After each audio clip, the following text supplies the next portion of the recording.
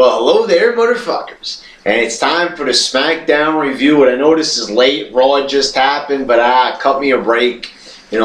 Still, it's a review by yours truly. So, we start off with the Shield defeating Daniel Bryan, Christian, and Sheamus. And I think that this was a pretty good match. A pretty hot opener. Woo! Hot! Pretty hot there, but this match was pretty good and capped off by a good finish. I liked how Sheamus's bro kick backfired. He ends up kicking Christian. Ends up getting him speared, and pretty good stuff. I enjoyed it. Then you got Jack Swagger defeating Rey Mysterio, Mark Henry, and Kofi Kingston in a fatal 4-way match for the #1 contendership of the Intercontinental title. I just ran out of breath saying all that goddamn shit, but I thought that this was pretty fucking entertaining. Another good match. God damn, SmackDown has been pretty fucking good as of late. I don't know why it's been. I don't understand why it's better than the flagship show Raw. It doesn't make any sense, but this is the way they're doing it. The wrestlers are wrestling harder on SmackDown, and they're booking better on SmackDown for some reason. And probably because it's a 2-hour show, it's easier for them to put shit together and make it look good. I like that, Swagger made Kofi tap out. Rey Mysterio is probably going to be out in another month. I hear that he's already, working hurt. So there you go. Rey Mysterio with his 20th injury, and Kofi Kingston tapping out like a little bitch. Life is good. Pretty well worked match. Swagger was on fire. He was, really trying to milk that whole thing of Zeb Coulter firing him up as of late with the slaps. So yeah, they've been Swagger. They've been kicking him into second gear as of late. That's a very good thing. Then you got the Rhodes Brothers and the Usos defeating Ryback and New Age Outlaws. Not bad at all. Decent enough match. Not amazing or anything. Not as good as the past 2 matches on the card, but not miserable or anything. Certainly better than all the shit we've been getting the past few months. Even a match like this even stands out among all the other shit. Then you got Darren Young defeating Damian Sandow in like about a minute. I feel really bad for Sandow. I mean, holy fucking shit. The man, he tries. He tries really hard to be entertaining. He's a good wrestler. Good at promos, but what happens, like when he steps in the ring nowadays for a match? Ever since he lost the Cena cashing in Money in the Bank, it's all been downhill.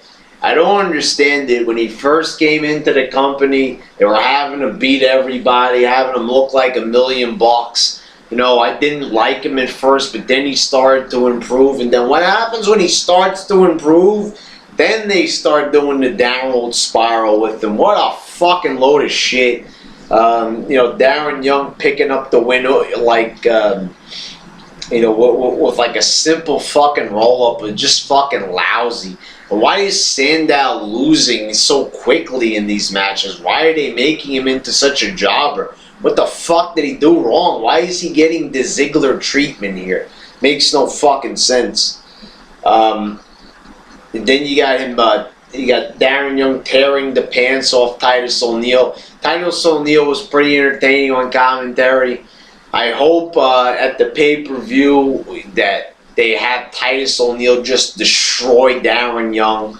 That's okay if they want to have like a good match together, but if not, instead of having like a long, boring match like I think that it could be, they should just have Titus O'Neil annihilate Darren Young, leave him as an afterthought, and then have Titus O'Neil just, contend for the championship or something. I want to see that. I want to see Titus O'Neil at the top. Really, like, give him the Intercontinental title or something. Give him something. I think that he can really go far. I seriously do. Then you got The Miz defeating Fandango. This was just a very goofy, not very well worked match at all. The Miz doesn't even try anymore. I don't know. He's pathetic. Just no charisma anymore. He used to be so charismatic. I guess it's the stage also where he's presented on, but The Miz doesn't even fucking try. Maybe I can't blame him because, you know, the spot that he's given now. But still, you know, just it's pathetic watching him. Don't even put him out there if this is what's going to result of it. You got Santino with a distraction on the outside. You know, more stupid Emma Santino bullshit on the outside. Miz sneaks in from behind and gets the pin. Fucking shit. Then we end things with CESARO defeating Randy Orton in a fucking amazing fucking main event. Great fucking match there. Orton and CESARO tearing it up. CESARO getting the pin on the champion. And this is exactly who should be pinning the champion, not fucking Kofi Kingston. This makes fucking sense. You know, and certain things like Kofi Kingston pinning Orton kind of hurts CESARO pinning Orton because it looks like anybody can pin Orton.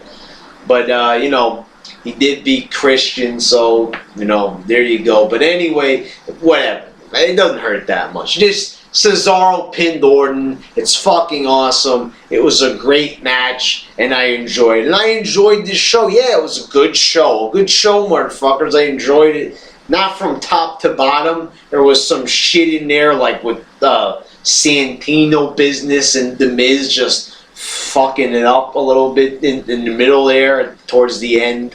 But, you know, pretty solid opener. CESARO's match was pretty good. I like that #1 contender match.